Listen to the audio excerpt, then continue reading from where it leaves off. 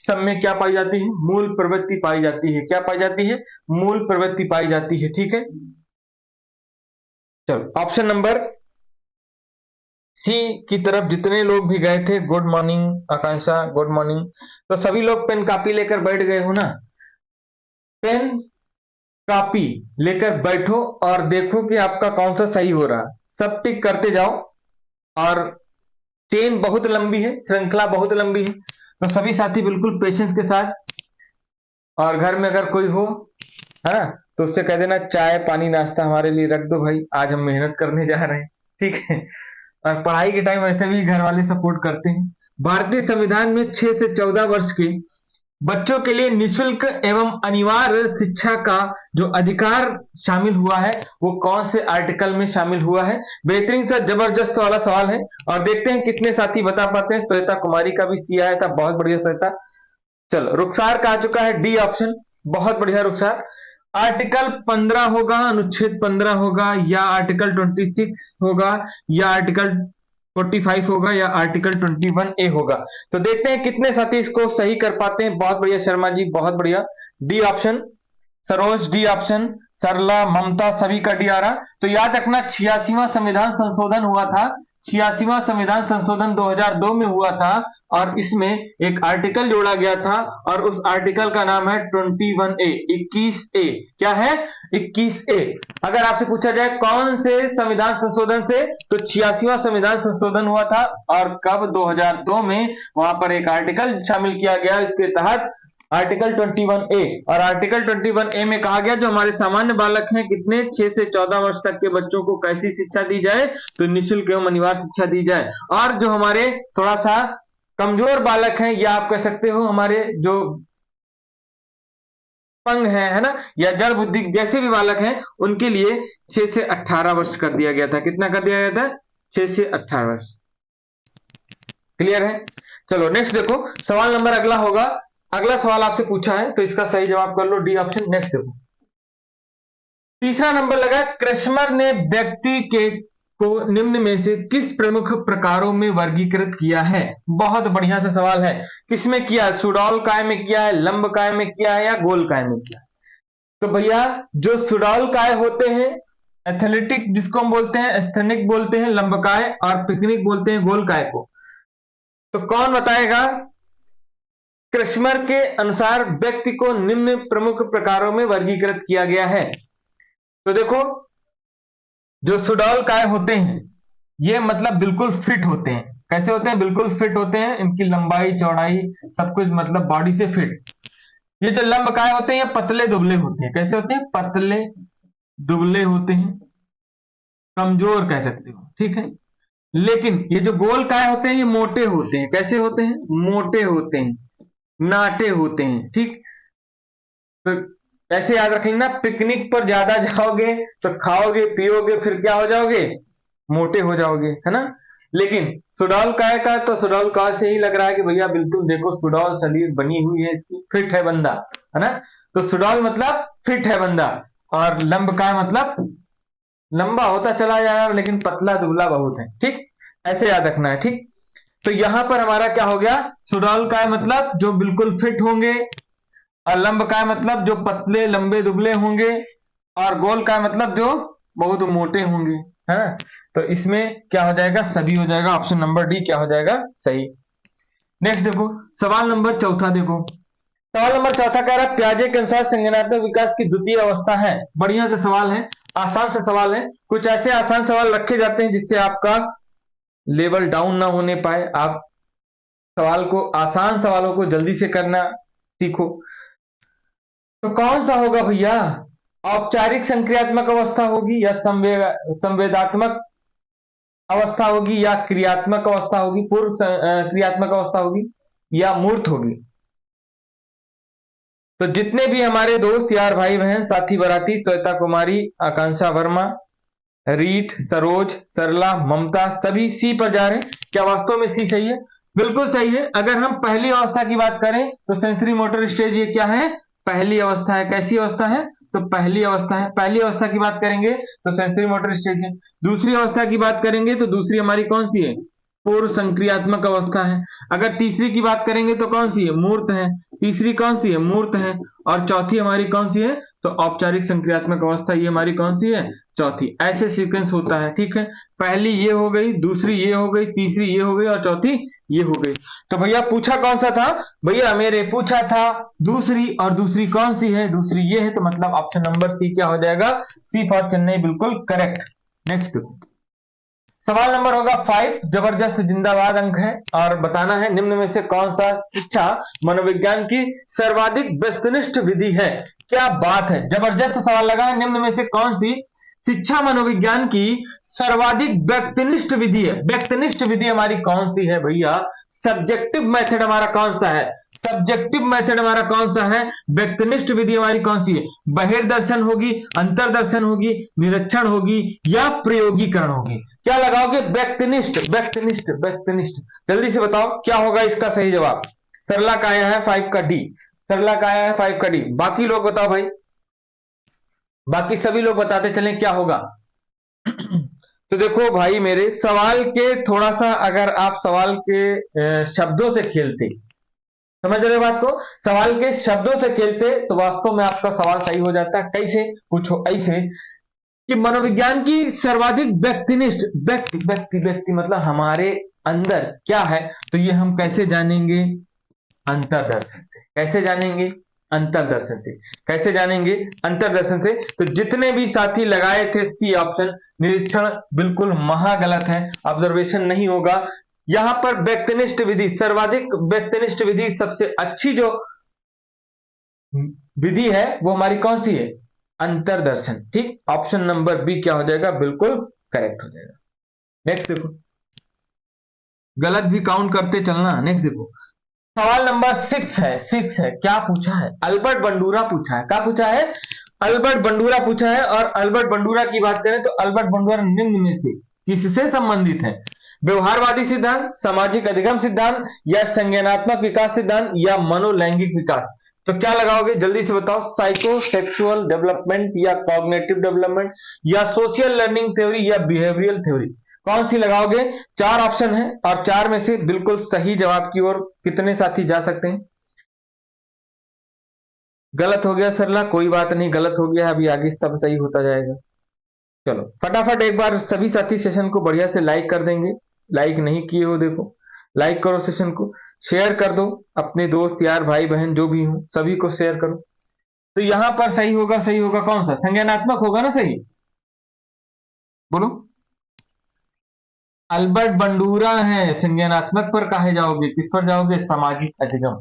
किस पर जाओगे, सामाजिक अधिगम, social learning theory. Option number B क्या बिल्कुल सही। नेक्स्ट देखो, सवाल नंबर 7 कह रहा है अधिगम में पठार निम्न में से किस कारण बनता है।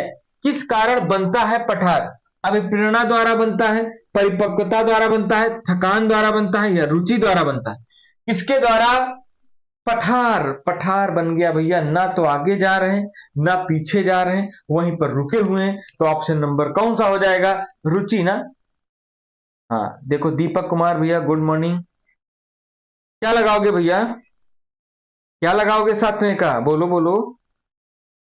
7वें का रुखसार, सरोज, श्वेता, सरला, सभी का। अच्छा सरला बी की तरफ, परिपक्वता नहीं भैया, थकान होगा।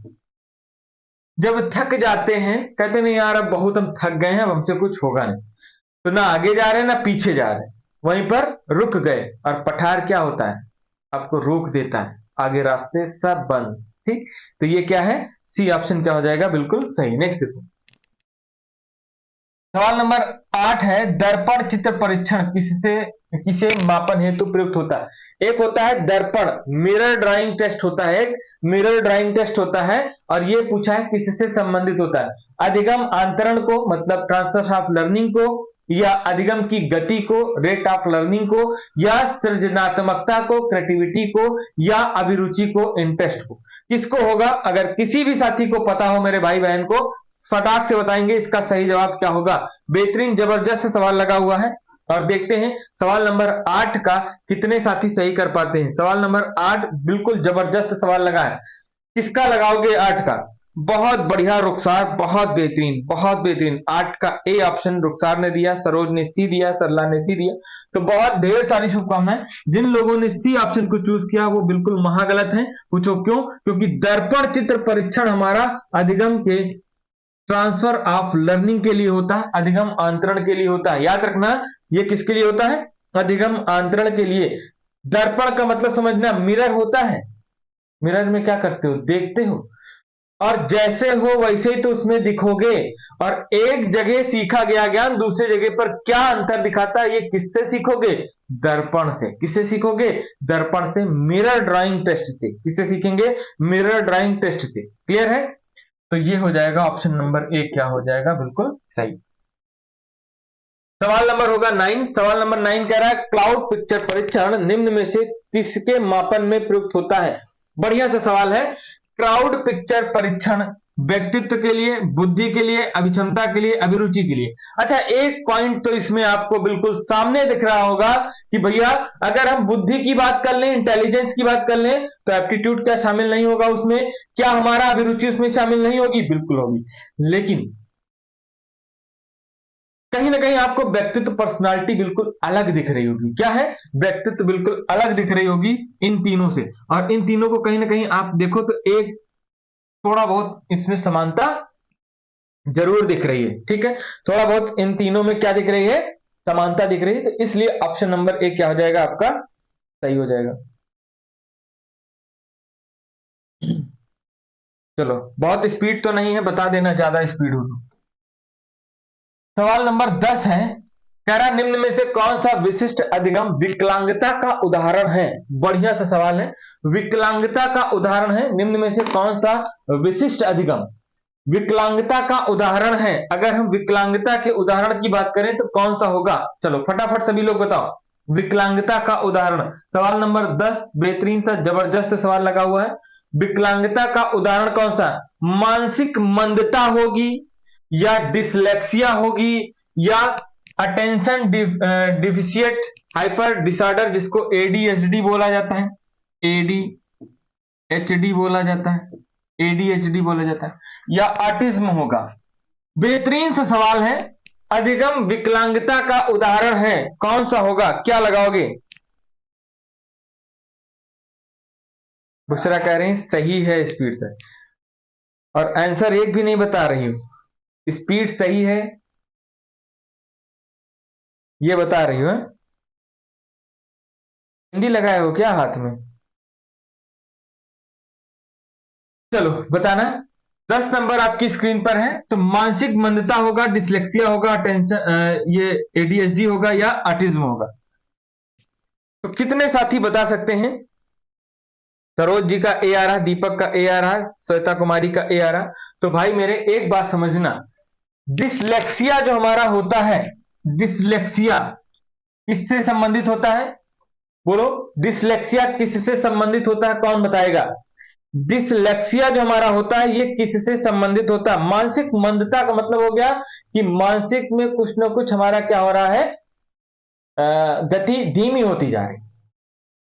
वो हमारा एक अक्षमता नहीं है, विशिष्ट अक्षमता या विकलांगता का उदाहरण नहीं है। ठीक है, विकलांगता का उदाहरण नहीं है।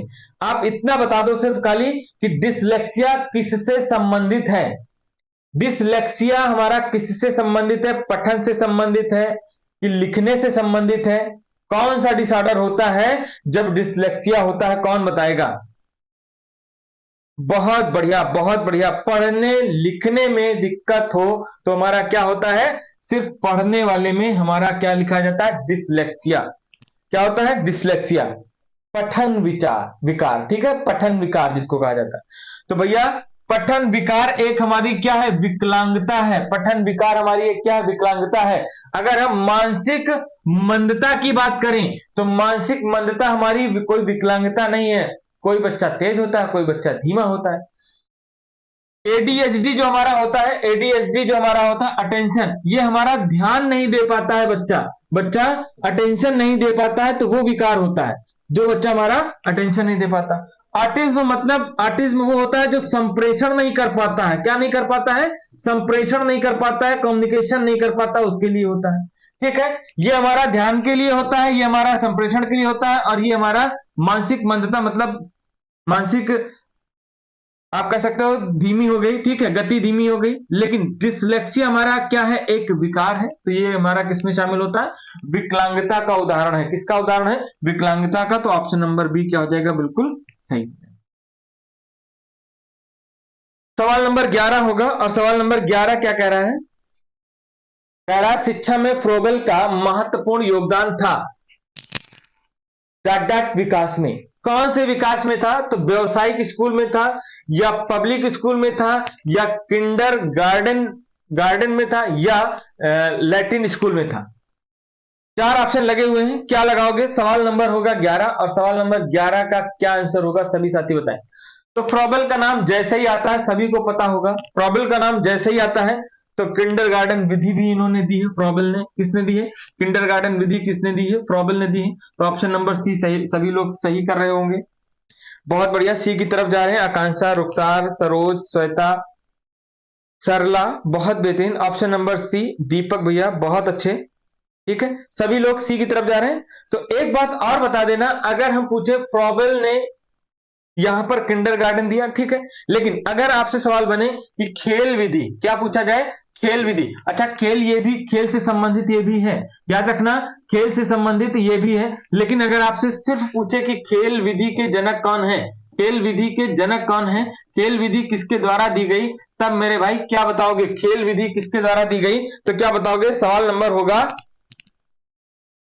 11, और सवाल नंबर 11 में आपसे पूछा जा रहा है क्या, कि खेल विधि के जनक कौन है, क्या बताओगे, फ्रोबेल बताओगे, क्या बताओगे, कौन बता सकता है खेल विधि के जनक। पंकज गुड मॉर्निंग, बहुत बढ़िया, कार्लवेल कुक होते हैं। कौन है, कार्लवेल कुक। कई बार इसको हम बता चुके हैं, तो आप चीजों को जब नोट करके पढ़ाया जाए, समझाया जाए, तो उसको कहीं आप भी नोट कर लिया करो, ठीक है। चलो सवाल नंबर होगा 12, और सवाल नंबर 12 कह रहा है निम्नलिखित में से संश्लेषण का उदाहरण है, निम्नलिखित में से संश्लेषण का उदाहरण है। संश्लेषण, संश्लेषण क्या होता है भैया, चलो बताओ भाई, संश्लेषण क्या होता है। सिंथेसिस अगर पूछा जाए तो हमारा क्या होता है, निबंध लिखना होता है, भाषण देना होता है, प्रमेय सिद्ध करना होता है, या चित्र रंगना होता है। क्या बताओगे, संश्लेषण, विश्लेषण, संश्लेषण, ऐसे शब्द आपके सामने आते हैं, तो इनका सही जवाब क्या होगा। सवाल नंबर 12 का सही जवाब क्या होगा, तो संश्लेषण क्या होगा।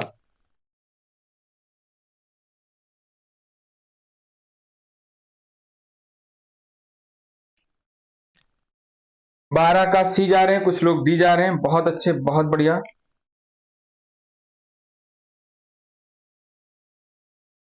अच्छा देखो, निबंध लिखना तो कोई नहीं बता दिया, संश्लेषण में लिखने से कोई संबंधित नहीं है।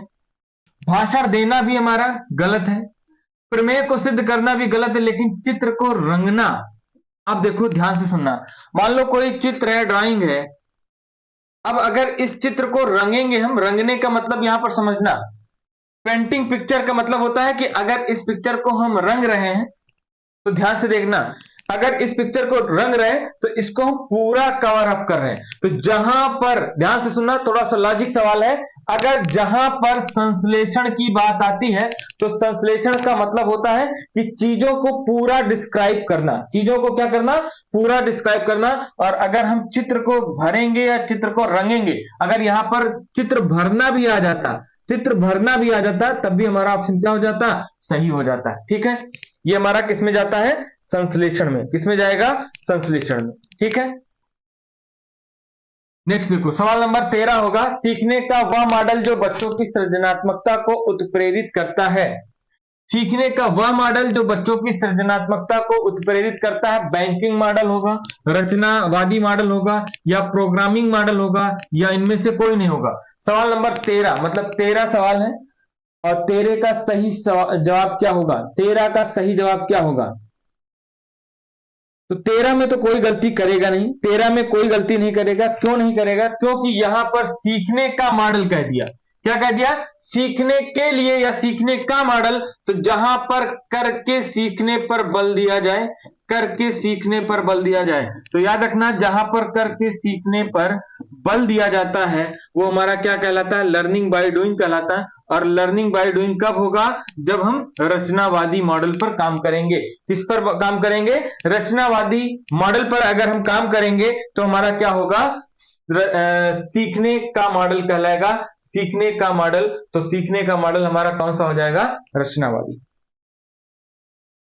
तो सभी का भी आ रहा था। नेक्स्ट पढ़ते हैं। सवाल नंबर 14 जबरदस्त लगा हुआ है। सामाजिक अधिगम का आरंभ होता है, किससे होता है, अलगाव से होता है, या भीड़ से होता है, या संपर्क से होता है, या दृश्य श्रव्य सामग्री से होता है, किससे होता है बताएंगे। सवाल नंबर 14, सवाल नंबर 14 का सही जवाब कितने लोग बता पा रहे हैं, अलगाव से होगा, भीड़ से होगा, संपर्क से होगा, या दृश्य श्रव्य सामग्री से होगा, ऑडियो विजुअल जो एड्स होते हैं उससे होगा। चलो सवाल नंबर 14 का सबसे पहला जवाब आया सरोज का, रुखसार का, सरला का, बहुत अच्छे आंसर, बहुत बढ़िया। सभी साथी हमारे किधर जा रहे हैं, सी की तरफ जा रहे हैं। तो जितने भी साथी हमारे सी की तरफ गए हैं उनको ढेर सारी शुभकामनाएं, क्योंकि उन्हीं का होता है क्या, बिल्कुल सही। डरे तो नहीं थे। तो सवाल नंबर सी बिल्कुल जबरदस्त जिंदाबाद आंसर होगा। नेक्स्ट देखो,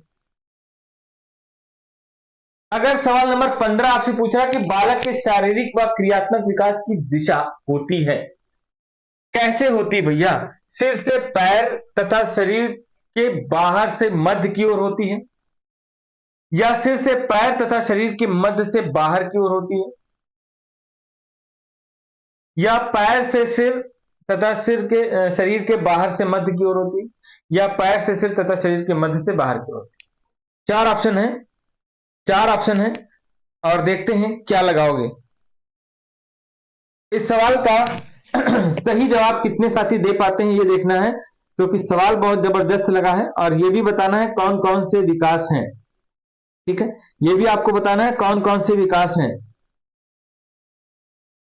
बालक के शारीरिक व क्रियात्मक विकास की दिशा, बेहतरीन से सवाल है। पहले तो हमें यह पता चल गया कि ये जो हमारा विकास होता है ये शारीरिक और कैसा, क्रियात्मक विकास है। कैसा विकास है, क्रियात्मक विकास है। और क्या लगाओगे भाई मेरे, 15 का ए बता रहे हैं श्वेता कुमारी, रुखसार बी बता रहे हैं, सरोज बी बता रहे हैं, ममता बी बता रहे हैं। और देखते हैं, देखो दो ही विकास हमारे होते हैं, एक चलते हैं हम किधर, सिर से पैर की ओर, सिर से पैर की ओर जाते हैं। किधर जाते हैं, सिर से पैर की ओर जाते हैं, ठीक है। एक होता है सिर से पैर की ओर होता है, जिसको हम क्या बोलते हैं, सीफेलोकाउडल बोलते हैं। क्या बोलते हैं, सीफेलोकाउडल बोलते हैं, ठीक है, सीफेलोकाउडल बोलते हैं।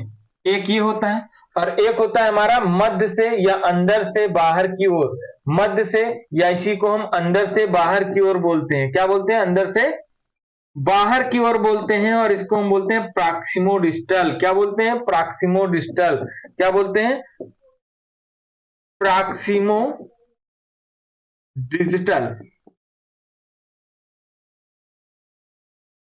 एक होता है प्रॉक्सिमोडिस्टल और एक होता है सीफेलोकाउडल, ये दो ही हमारे होते हैं, ठीक है। अच्छा बी बताया है आपने भी, तो देखना ध्यान से। एक होता है सिर से पैर की ओर और एक होता है मध्य या अंदर से बाहर की ओर। तो यहां पर देखेंगे सिर से पैर की ओर तो पहला सही था, लेकिन शरीर के बाहर से मध्य की ओर नहीं होता है भाई।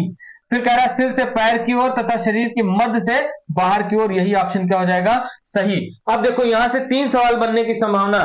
पहला तो ये पूछ सकता है आपसे कि सीफेलोकाउडल क्या होता है, तो बताओगे सर से पैर की ओर। सर से पैर की ओर जो विकास बढ़ेगा वो हमारा क्या होगा, सीफेलोकाउडल होगा। और जब बच्चा मां के गर्भ में होता है, मां के पेट में होता है, तो सबसे पहला जो विकास होता है वो कौन सा होता है, सिर का विकास होता है। किसका होता है, सिर का विकास होता है। तो सिर से चलता है किधर, पैर की ओर। किधर जाता है, सिर से धीरे धीरे बढ़ता है किधर की ओर, पैर की ओर, तो ये विकास कौन सा होता है हमारा, सिफेलोकाउडल होता है। लेकिन अगर मध्य से मतलब पहले छाती का विकास, फिर हमारी बाहों का विकास और फिर हमारी सिरों का मतलब यहां पर देखना, ये सिरा मतलब लास्ट जो पॉइंट होता है उसको हम लोग क्या बोलते हैं, सिरा बोलते हैं। तो यहां तक जैसे आप देखते होंगे जब बच्चा अगर किसी चीज को उठाने की कोशिश करता है तो पहले ऐसे पकड़ने की कोशिश करता है, फिर धीरे धीरे धीरे ऐसे पकड़ेगा, फिर ऐसे ऐसे पकड़ेगा पेन को। लेकिन जब थोड़ा सा और डेवलप होता है उसका विकास तो फिर पेन को ऐसे पकड़ना सीख जाएगा। ये सब क्या है, मध्य से बड़ा और फिर किधर गया, सिरों की तरफ गया, मतलब बाहर की ओर गया। किधर गया, बाहर की ओर गया। तो ये हमारा क्या है, प्रॉक्सिमो डिस्टल है। सॉरी मिट गया, चलो कोई बात नहीं। ये हमारा क्या है, प्रॉक्सिमो डिस्टल है। जितनी बार देखो प्रॉक्सिमो डिस्टल है, ठीक है।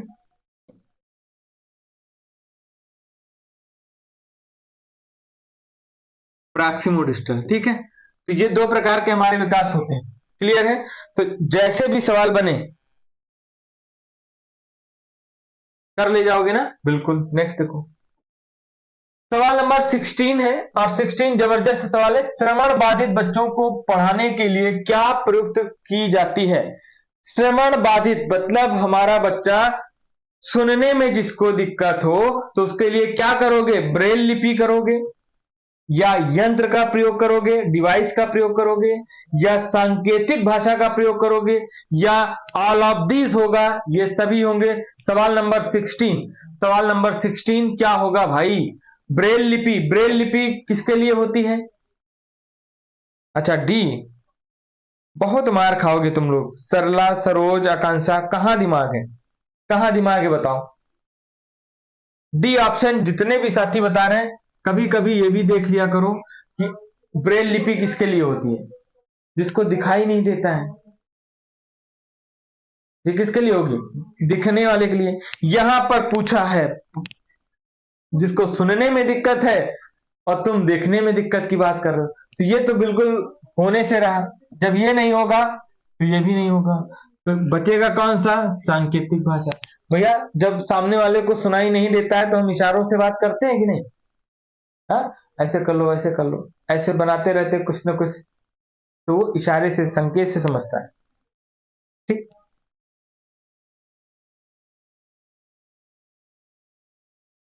हाँ नेक्स्ट देखो, सवाल नंबर 17। सवाल नंबर 17 कह रहा है बालक का विकास परिणाम है। बालक का विकास परिणाम है वंशानुक्रम का, वातावरण का या वंशानुक्रम तथा वातावरण की अंतः प्रक्रिया का या आर्थिक कारकों का। किसका लगाओगे, किसका लगाओगे, पूछा है 17 नंबर। बालक का विकास का परिणाम है, बालक के विकास का परिणाम है, क्या है, वंशानुक्रम है या वातावरण है या वंशानुक्रम तथा वातावरण की अंतःक्रिया है। क्या लगाओगे, परिणाम क्या होगा। चलो बालक के विकास का परिणाम पूछा है, बालक के विकास का परिणाम, बालक का विकास, बालक का जो विकास होता है उसका परिणाम जो रिजल्ट निकलता है वो रिजल्ट काहे का होता है भाई, काहे का होता है। तो आप बताओगे heredity and environment, H E बालक का डेवलपमेंट, डी बराबर H and H into E, H into E क्या होता है, डी बराबर एच इंटू ई।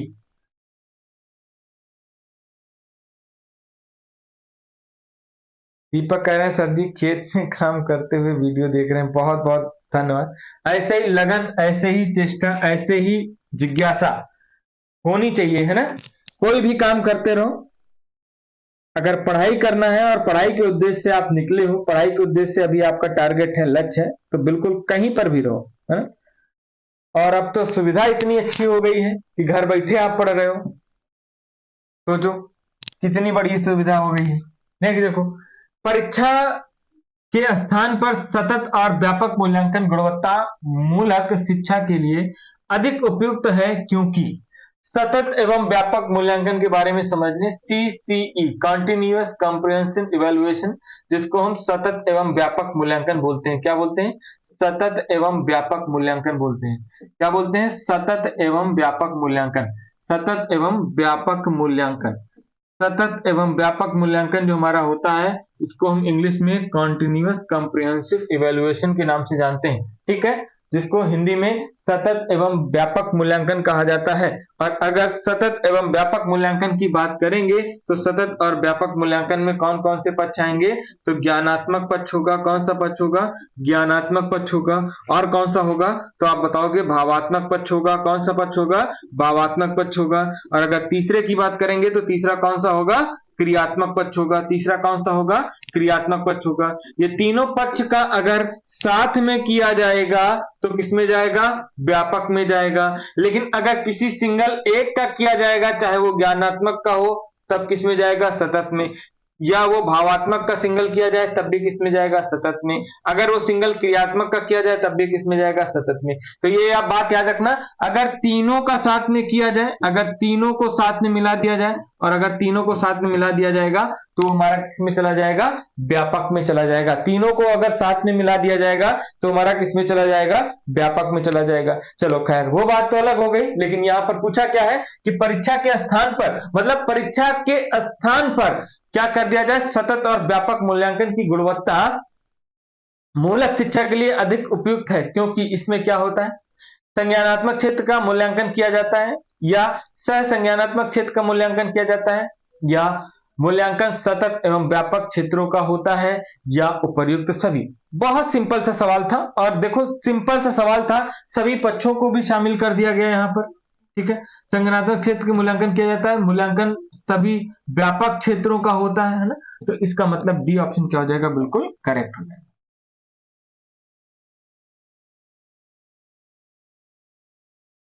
ठीक है, 18 का डी, जितने भी साथी का था वो क्या है? बिल्कुल सही।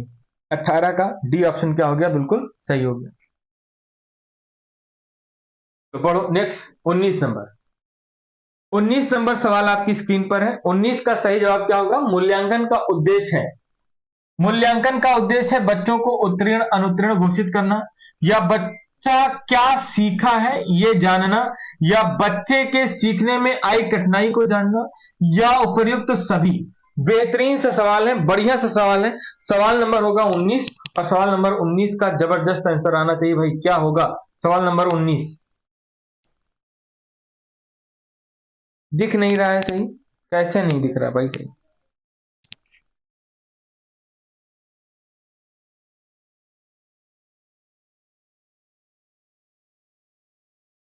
देखो यहां पर थोड़ा सा कंफ्यूजन आपको होगा, लेकिन समझना, बच्चे को उत्तीर्ण अनुत्तीर्ण घोषित करना ये थोड़ा सा कम अच्छा होता है, कम अच्छा होता है। लेकिन अगर यहां पर देखोगे, कभी कभी हमारे पास सवाल ऐसे आ जाते हैं कि थोड़े से ऐसे सवाल के ऑप्शन होते हैं जो कम अच्छे होते हैं, उनको भी इंक्लूड किया जाता है। कब और कैसे, ये सीखो।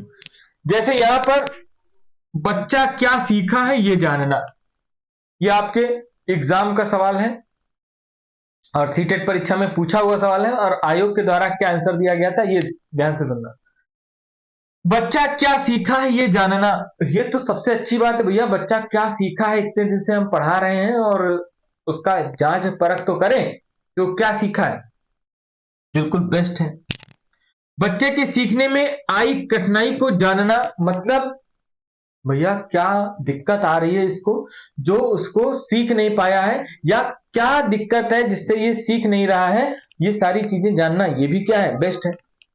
और जब ये दोनों बेस्ट हैं भैया, तो कभी कभी कहते नहीं कि थोड़ा सा कम अच्छा भी है, तो चलो उसको भी साथ में रखा जाए, है ना, क्योंकि हमारे पास और कोई विकल्प नहीं है। और जब कोई और विकल्प नहीं है तो दोनों हमारे ऑप्शन सही हैं, इसलिए उपर्युक्त डी हमारा आयोग ने क्या कर दिया था? सही। लेकिन याद रखना, याद रखना, अगर यहां पर उपरोक्त सभी नहीं होता, उपरोक्त सभी नहीं होता, कोई और ऑप्शन होता, तब ये हमारा क्या हो जाता? गलत हो जाता। लेकिन ये डिपेंड करता है ऑप्शन के ऊपर। सीटेट परीक्षा इसीलिए हम लोग को कंफ्यूज करती है, क्योंकि ये होता है ऑप्शन पर, पूरा ऑप्शन का खेल होता है। आप बिल्कुल सही बता रहे थे, सी ऑप्शन बिल्कुल सही होगा, लेकिन कब सही होगा ये ध्यान से देखना, जब हमारे सामने कोई ऐसे ऑप्शन आ जाते हैं जिनको मतलब मजबूरन हमको इंक्लूड करना ही होता है। ठीक है, मजबूरन हमको इंक्लूड करना ही होता है। हाँ, ऐसे क्वेश्चन में देखो सब लोग कंफ्यूज होते हैं, लेकिन आयोग क्या करता है? वो अपने मन मर्जी करता है ना। थोड़ा सा आयोग का खेल है यहां पर। तो कोई बात नहीं, सही कर लो।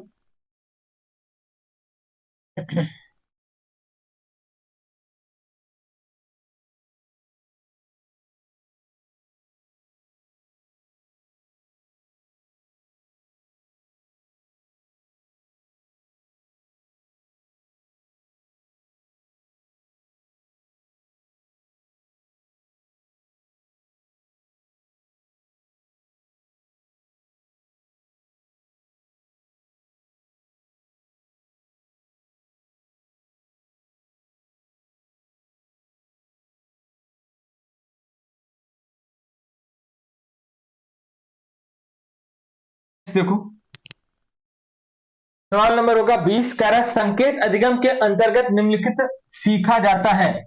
संकेत अधिगम के अंतर्गत निम्नलिखित सीखा जाता है। मनोविज्ञान सीखा जाता है, या पारंपरिक अनुकूलन सीखा जाता है, या वातावरण सीखा जाता है, या मनोदैहिक सीखा जाता है। संकेत अधिगम के अंतर्गत निम्नलिखित सीखा जाता है। मनोविज्ञान सीखा जाता है, या पारंपरिक जो अनुकूलन है वो, या वातावरण, या मनोदैहिक। चलो, बेहतरीन सा सवाल है, बढ़िया सा सवाल है। सवाल में ही आपका आंसर छिपा है। सवाल में ही आपका क्या छिपा है? आंसर छिपा हुआ है भाई। सवाल में ही आंसर छिपा है। साइकोलॉजी होगा, या ट्रेडिशनल जो हमारा कंडीशनिंग है वो होगा, या एनवायरमेंट होगा बताओ।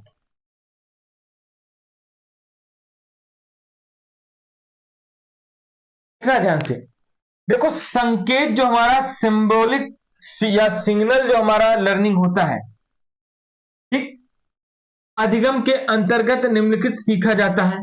तो देखो, संकेत कहां पर होता है? मनोविज्ञान की बात हटा दो, वातावरण की बात हटा दो, मनोदैहिक की हटा दो, ये लेकर आओ। संकेत का मतलब होता है इशारा करना, या इशारे से सिखाने का प्रयास करना। तो ये हमारा एक कहीं ना कहीं पारंपरिक अनुकूलन में चला आता है।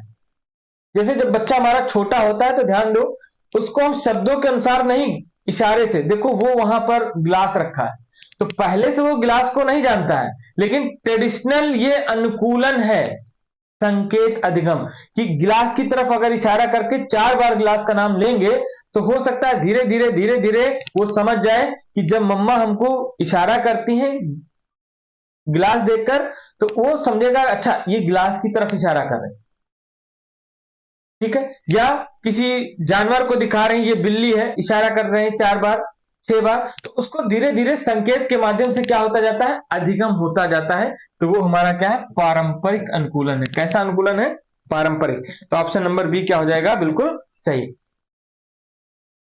सवाल नंबर 21 होगा, प्याजे के अनुसार बच्चा अमूर्त स्तर पर चिंतन, बौद्धिक क्रियाएं और समस्या समाधान किस अवस्था में करने लगता है? अमूर्त स्तर पर चिंतन, बौद्धिक क्रियाएं और समस्या समाधान किस अवस्था में करने लगता है? सवाल में ही आपका आंसर छिपा है। सवाल में ही आंसर छिपा है। पूर्व संक्रियात्मक अवस्था होगा, मूर्त संक्रियात्मक अवस्था होगा, औपचारिक संक्रियात्मक अवस्था होगा, या संवेदीय गामक अवस्था होगा। चलो फटाफट सभी लोग बताएंगे। सवाल नंबर 21, और सवाल नंबर 21 का सरला कुमारी का आया है सी ऑप्शन, बहुत बढ़िया। आकांक्षा का भी सी आया है। बाकी सभी लोग बताते जाओ कौन सा होगा सवाल नंबर 21। सवाल नंबर 21 जबरदस्त जिंदाबाद सवाल लगा है, और सवाल नंबर 21 का सी आ रहा, सभी का सी आ रहा है, बहुत अच्छे।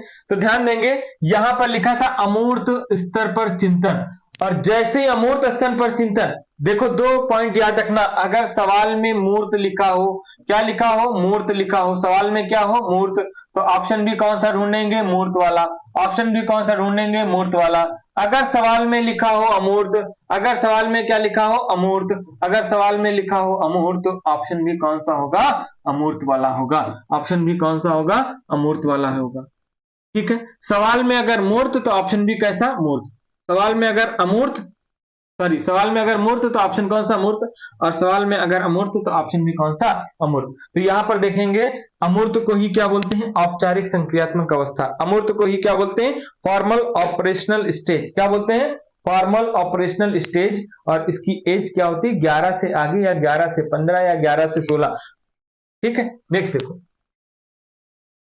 सवाल नंबर 22 कह रहा है कि कौन सा सीखना स्थायी होता है? रट कर, सुनकर, समझकर, देखकर। फटाफट बताओ, ऐसे सवालों को बहुत स्पीड में करेंगे। अच्छा, आकांक्षा कह रहे हैं यही तो देखा सर। ठीक है, तो सवाल नंबर 22 है, और सवाल नंबर 22 कह रहा है रट कर, सुनकर, समझकर, देखकर। तो भैया अगर हम समझकर चीजों को सीखते हैं,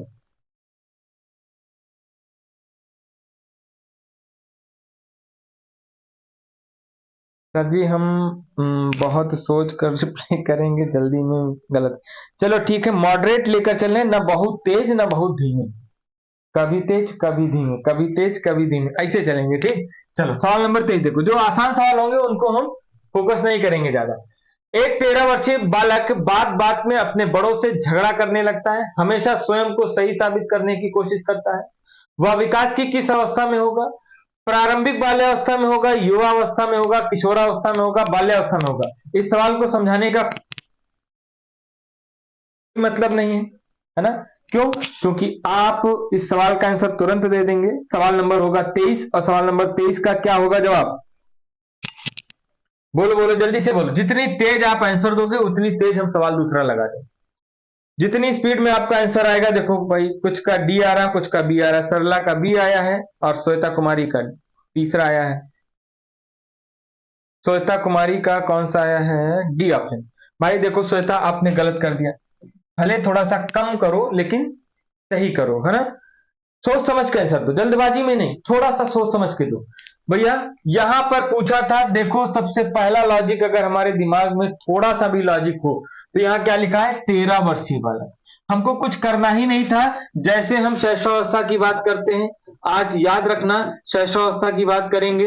एक नॉर्मल जो हमारा शैशवावस्था का बच्चा होता है उसकी एज क्या होती है, बाल्यावस्था का बच्चा होता है उसकी एज क्या होती है, और किशोरावस्था का बच्चा होता है उसकी एज क्या होती है, ये याद रखना है। जब जन्म से या 0 से 5 या 6 वर्ष का बच्चा होता है वो किस में जाता है? शैशवावस्था में जाता है। बाल्यावस्था में 6 से 12 जाता है, ये बिल्कुल सभी साइकोलॉजिस्ट मानते हैं। और 12 से 18 वर्ष किसके लिए होता है? तो 12 से 18 वर्ष किसके लिए होता है? किशोरावस्था के लिए होता है। 12 से 18 वर्ष किसके लिए होता है? किशोरावस्था के लिए। तो जैसे ही 12 के बाद क्या आता है? 13 आता है। जैसे ही 13 आपको दिखा तो भैया 13 दिख गया, तो बाकी कुछ सोचना ही नहीं था, आगे कुछ पढ़ना ही नहीं था। इसलिए ऑप्शन नंबर क्या हो जाएगा? बी बिल्कुल करेक्ट हो जाएगा, क्योंकि ये बात किसकी है? किशोरावस्था की। ये बात किसकी है? किशोरावस्था की। और किशोरावस्था में ही जो बच्चा होता है बात बात में अपने बड़ों से झगड़ा करने लगता है ना, सबको भुनगा समझता है, तूफानी अवस्था होती है, कोई मतलब नहीं होता किसी से, ठीक है? वो अपने आप को तुर्रम खा समझते हैं। नेक्स्ट देखो, सवाल नंबर 24 कह रहा निम्नलिखित में से क्या बच्चों के सृजनात्मकता के विकास में सहायक नहीं है? क्रिएटिविटी में क्या सहायक नहीं है आपको बताना है। खेल, भाषण, कहानी लेखन, निर्माण संबंधी क्रियाएं। चलो बताओ, सृजनात्मक जो विकास होता है उसमें क्या शामिल नहीं है, मतलब क्या सहायक नहीं, क्या सहायता नहीं दे सकता है, क्या सहायता नहीं दे सकता है, ये आपको बताना है। तो फटाफट सभी लोग बताएंगे भाई क्या सहायता नहीं दे सकता है। सवाल नंबर होगा आपका कौन सा? 23 हो गया, 24 नंबर है, और 24 नंबर का सही जवाब कितने साथी दे पा रहे हैं? 24 नंबर का सही जवाब कितने साथी दे पा रहे हैं? तो भैया जितने भी साथी हमारे बी की तरफ रुख किए थे वो होंगे बिल्कुल सही। क्यों? क्योंकि भाषण देने में सृजनात्मकता नहीं है। कहानी, लेखन लिखोगे लिखोगे तो आपके अंदर क्रिएटिविटी आएगी। जितने भी काम अपने स्वयं से करने वाले हो, देखो, खेलोगे खेलोगे तो अपनी एक्टिविटी होगी, बिल्कुल होगी। कहानी लेखन एक्टिविटी होगी, बिल्कुल। निर्माण संबंधी कोई ना कोई आप निर्माण कर रहे हो, उसमें भी क्रिया करोगे तो उसमें भी एक्टिविटी होगी। तो ऑप्शन नंबर बी को छोड़कर बाकी सब क्या है? सृजनात्मकता के विकास में सहायक है।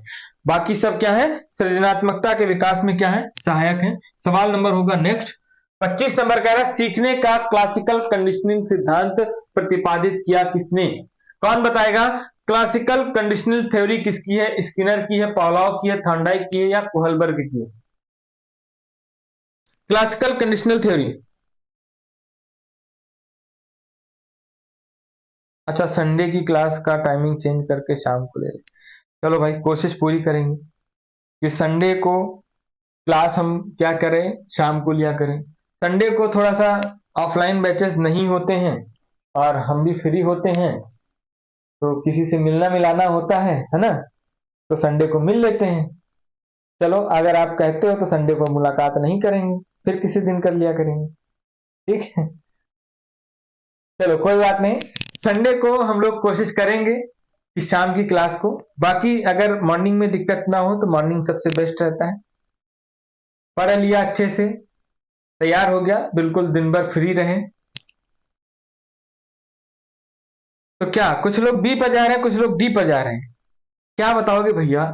सवाल नंबर कौन सा है? 25। और सवाल नंबर 25 का इतना कंफ्यूजन, इतना आसान सा सवाल, इतना आसान सा सवाल और इतना कंफ्यूजन तो नहीं होना चाहिए भैया। पावलाव का है भाई, पावलाव का है शास्त्रीय अनुबंधन सिद्धांत।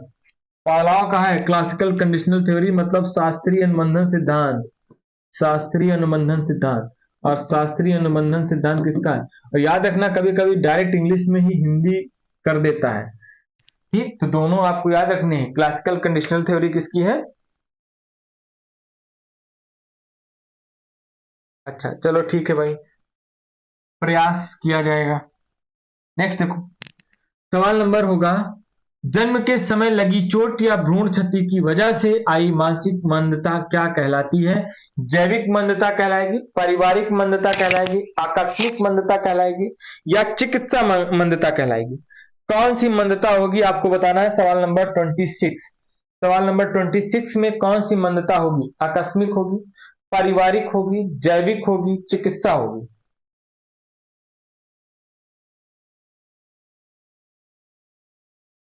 देखो भाई, जन्म के समय लगी चोट, है ना, जन्म के समय लगी चोट या भ्रूण क्षति की वजह से आई मानसिक मंदता किसमें जाएगा?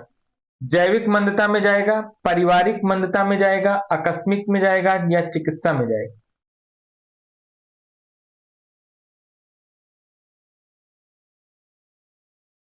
देखो याद रखना, आकस्मिक जो होता है वो अचानक से, जो एक्सीडेंटल होता है ना, तो कोई एक्सीडेंट तो हुआ नहीं, मेडिकल कोई ऐसा था नहीं, ठीक है, और फैमिलियर का कोई मतलब नहीं, तो कैसी है? जैविक। ए ऑप्शन होगा, ठीक। आकस्मिक तो एक्सीडेंट से होता है ना भैया, वहां पर पूछा क्या है ये तो देखो। 5 वर्ष के मोहन की मानसिक आयु 8 वर्ष है, उसकी बुद्धि लब्धता कितनी होगी? चलो बताओ, ये सवाल आप आंसर देंगे, क्या होगा इसका सही जवाब? 27 नंबर का सही जवाब क्या होगा? और इसको मैंने आपको बुद्धि वाले चैप्टर में पढ़ाया भी है, बुद्धि वाले चैप्टर में आपको पढ़ाया भी है, और आपको बताना है 27 नंबर का सही जवाब क्या होगा। 27 नंबर आपकी स्क्रीन पर लगा हुआ है, और 27 का सही जवाब क्या होगा? चलो जितने भी साथी हमारे नए हैं वो एक बार देख लें। आई क्यू बराबर MA मेंटल एज बटे क्रोनिकल एज CA इंटू 100, यही होता है। अब जहां जहां जो जो दिया है वो रखते चले जाओ। 5 वर्ष के मोहन की मानसिक आयु 8 वर्ष है, 5 वर्ष का मोहन है, उसकी IQ निकालना है, तो IQ बराबर रख दो इसे। 5 वर्ष का मोहन है और उसकी मानसिक आयु कितनी है? 8 वर्ष। मानसिक आयु कितनी है? 8 वर्ष है, और उसकी वास्तविक आयु कितनी है? 5 वर्ष है, और गुणा कर देंगे कितने से? 100 से। 5 गन्नम 5 जाएगा, 5 दूना 10 जाएगा, 1 0, तो IQ बराबर क्या हो जाएगा? तो IQ बराबर हो जाएगा 8, और इधर कितना है? 20, गुणा कर देंगे, 8 दूनी 16, मतलब 0 लगा देंगे, 160, मतलब ऑप्शन नंबर ए क्या हो जाएगा? बिल्कुल सही। श्वेता कुमारी फिर गलत बता दिया, 140 किसका आ रहा भाई? कहाँ निगाह रहे हो? जोड़ घटाना गुणा भाग भी नहीं आता है, कुछ नहीं करना था। देखो 5 वर्ष के मोहन, 5 वर्ष का है, तो इसकी क्या हो गई? वास्तविक आयु हो गई। कैसी हो गई? वास्तविक आयु हो गई, वास्तविक आयु। आप लोग गलती कहां करते हो मुझे पता है, आप लोग गलती कहां करते हो मुझे अच्छे से पता है। तो ये पहचानना सीख लो कि वास्तविक आयु कौन सी होती है। तो 5 वर्ष का जो मोहन है उसकी वास्तविक आयु होगी। मानसिक आयु आपको दिया है, मानसिक आयु यहां पर लिख देंगे, मानसिक आयु। और मानसिक आयु की बात करेंगे तो मानसिक आयु कितनी है? 8 वर्ष है, और ये कितना है? 5 वर्ष है। अब हमको दिक्कत ये होती है कि पहले MA रखेंगे या पहले CA रखेंगे, है ना। तो मेंटल एज जो होती है वो ऊपर होती है, क्या होती है? ऊपर होती है। मेंटल एज क्या होती है? ऊपर होती है। और क्रोनिकल एज जो हमारी होती है, वास्तविक आयु होती है, वो क्या होती है? नीचे होती है। तो मेंटल एज कितनी थी? 8 वर्ष थी, और वास्तविक आयु कितनी थी? 5 वर्ष थी। गुणा किससे करना है? 100 से। तो 5 से काटेंगे कितने बार जाएगा? 20 बार जाएगा। फिर ऊपर 8 बचा था, इधर 20 बचा, तो 8 दूनी 16 मतलब 160। क्लियर है? चलो सवाल नंबर 28 है, और सवाल नंबर 28 कह रहा है इनमें से कौन सा आईक्यू स्तर मंद बुद्धि बालकों का प्रशिक्षण योग्य आईक्यू स्तर कहलाता है? मंद बुद्धि बालकों का, मंद बुद्धि बालकों का कौन सा होगा? 50 से 69 के बीच में, या 70 से 79 के बीच में, या 36 से 49 के बीच में। सवाल नंबर 28 जबरदस्त सवाल लगा है, और देखते हैं कितने साथी इसको सही कर पाते हैं। सवाल नंबर 28 का सही जवाब क्या होगा? चलो देखो, मंद बुद्धि की बात करेगा तो मंद बुद्धि, जड़ बुद्धि, ये सब हमारा किसमें? 70 से नीचे में आते हैं। ठीक है, 70 से नीचे में आते हैं, तो ऑप्शन नंबर सी सही हो जाएगा। अगला देखो, रोसा इंक ब्लॉक टेस्ट का प्रयोग निम्न में से किसके मापन हेतु किया जाता है? रोसा इंक ब्लॉक टेस्ट जो हमारा होता है, इंक ब्लॉक टेस्ट होता है मतलब 10 जो है पेपर होते हैं, 10 पेपर लगभग होते हैं। उसमें कुछ ऐसे करके होते हैं, कुछ छोटे बड़े होते हैं, कुछ काले रंग के होते हैं, है ना, कुछ सफेद रंग के होते हैं। ऐसे ये जो हमारा परीक्षण होता है, ठीक, रोसा इंक परीक्षण, तो ये हमारा किसके मापन के लिए किया जाता है? बुद्धि के लिए किया जाता है, व्यक्तित्व के लिए किया जाता है, रुचि के लिए किया जाता है, अभिक्षमता के लिए किया जाता है। किसके लिए किया जाता है? जल्दी से बताएं। तो आपको पता होगा, बुद्धि, रुचि, अभिक्षमता एक जैसी, बचा कैसा? पर्सनालिटी। तो ऑप्शन नंबर बी क्या हो जाएगा? बिल्कुल सही।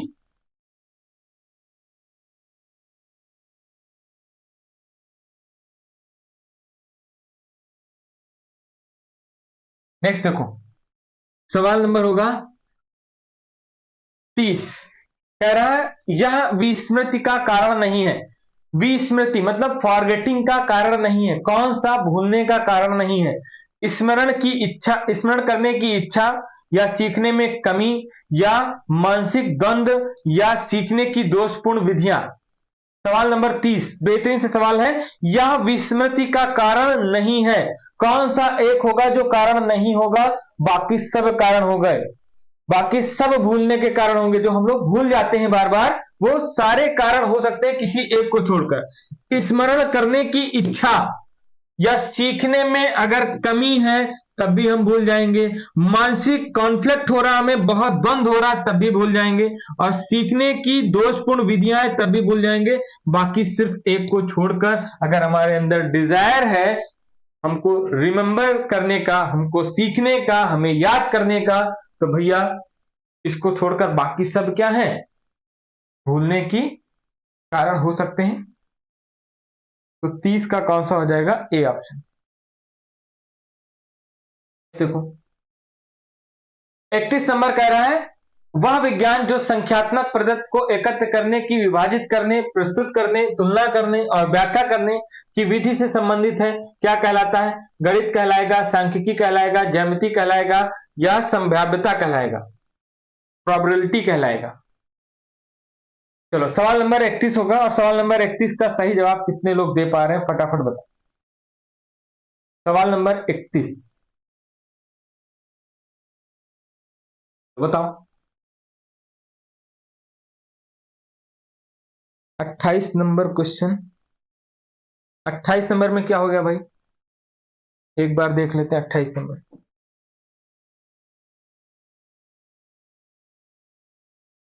28 नंबर कह रहा है इनमें से कौन सा आईक्यू स्तर मंद बुद्धि बालकों का प्रशिक्षण आईक्यू योग्य आईक्यू स्तर कहलाता है?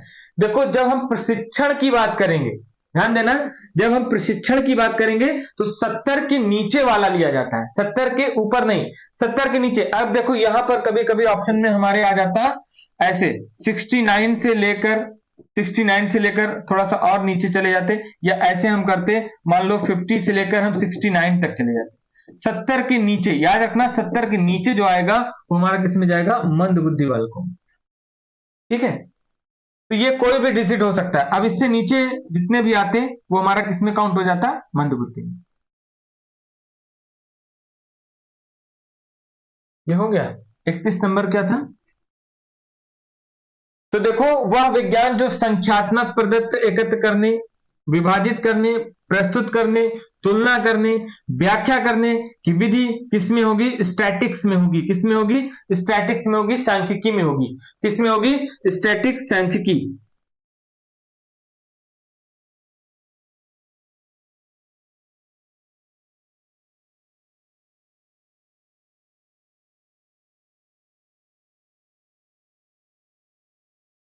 ठीक है, इस श्रृंखला चलेगी, बहुत देर चलेगी। देखो नेक्स्ट, देखो सवाल नंबर 32। देखो, निम्न में से कौन से शेष से भिन्न है? निम्न में से कौन से शेष से भिन्न है?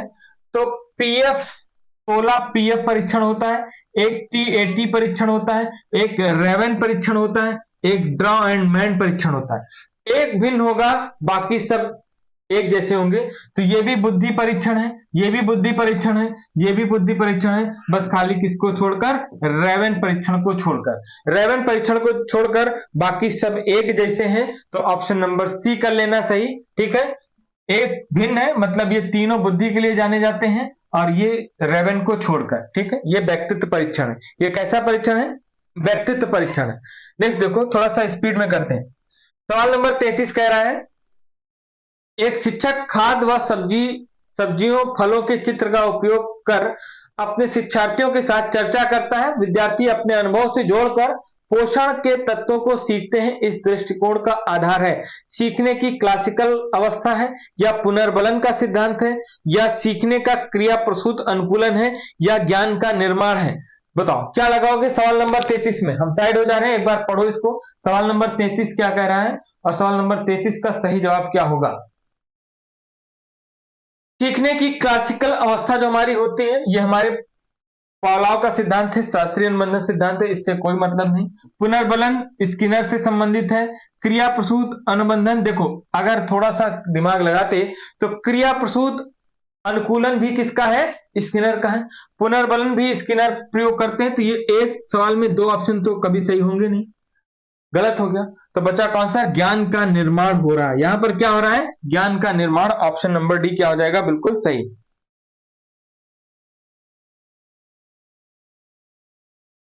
ठीक है, चलो सवाल नंबर डी फटाफट बताते जाओ। 33 का कौन सा हो गया? डी। नेक्स्ट देखो सवाल नंबर 34। 34 कह रहा है, प्याजे के विकास की अवस्था में संवेदी गामक अवस्था समायोजित करती है किसको? अनुकरण, स्मृति एवं मानसिक प्रस्तुतिकरण, या विकल्पों की व्याख्या एवं विश्लेषण करने की क्षमता, या तार्किक रूप से समस्या समाधान की क्षमता, या सामाजिक मुद्दों से सरोकार। क्या करोगे भैया? संवेदी गामक अवस्था है, सवाल नंबर 34 लगा है, और सवाल नंबर 34 का सही जवाब क्या होगा? तो बिल्कुल, जब भी आप देखोगे, अगर प्याजे की बात करेंगे, अगर हम प्याजे की बात करेंगे तो प्याजे सामाजिक मुद्दों पर सरोकार, और पहली अवस्था है भैया कहां पर बच्चा सामाजिक हो जाएगा? तार्किकता तो तीसरे वाले में आती है, यह भी गलत हो गया। विकल्पों की व्याख्या और जो विश्लेषण करेगा वो भी तीसरे और चौथी अवस्था में चला जाएगा। तो बचा कौन सा? ऑप्शन नंबर ए बार क्या हो जाएगा? अमेरिका बिल्कुल सही जवाब हो जाएगा। ठीक है, क्यों? क्योंकि यहां पर क्या कह रहा है? यहां पर कह रहा था कि प्याजे के विकास की अवस्था कौन सी? संवेदी गामक अवस्था, मतलब सेंसरी मोटर स्टेज। और बच्चे की एज कितनी है? 0 से 2 वर्ष, या जन्म से 2 वर्ष है। तो जन्म से 2 वर्ष का बच्चा है तो अनुकरण करेगा, स्मृति करेगा, और मानसिक प्रस्तुतिकरण करेगा। और मानसिक प्रस्तुतिकरण में एक ही चीज करता है, वस्तु स्थायित्व का प्रदर्शन। वस्तु स्थायित्व बनना स्टार्ट हो जाता है। वस्तु स्थायित्व मतलब छिपी हुई वस्तु को ढूंढ निकालने की जो कोशिश करता है, वो भी कहां से? 18 माह से। कौन सी एज से? 18 माह से। क्लियर है?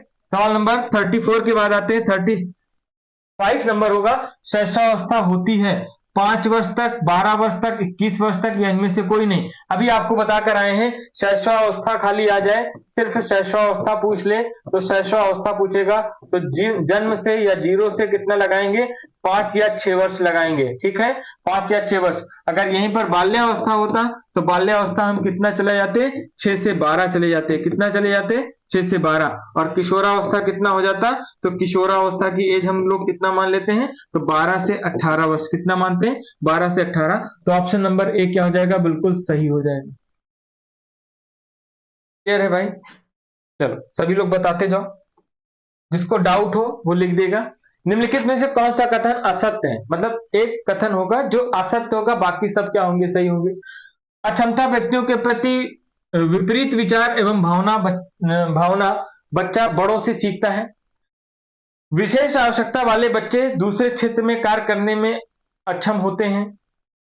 या शारीरिक अक्षमता वाला बच्चा मानसिक अक्षमता नहीं रखता। तो कौन सा असत्य पूछा है? और डी ऑप्शन कह रहा है ए और बी दोनों असत्य हैं क्या? सवाल नंबर 36 होगा और सवाल नंबर 36 का सही जवाब क्या होगा बताओ। असत्य पूछा है।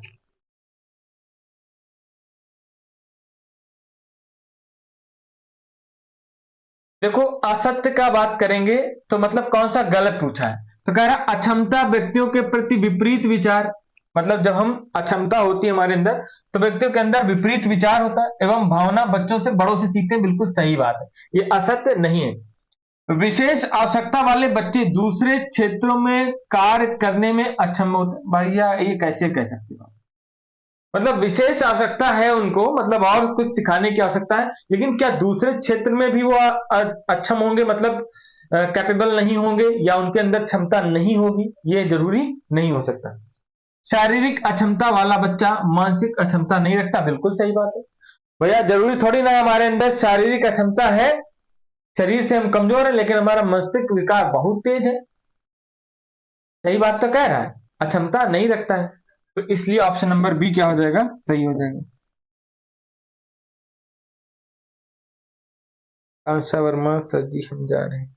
चलो नेक्स्ट देखो, 27 नंबर कह रहा विद्यार्थी की उपलब्धि का मूल्यांकन करने के लिए शालाओं में उपयोग में आने वाली विधियां हैं।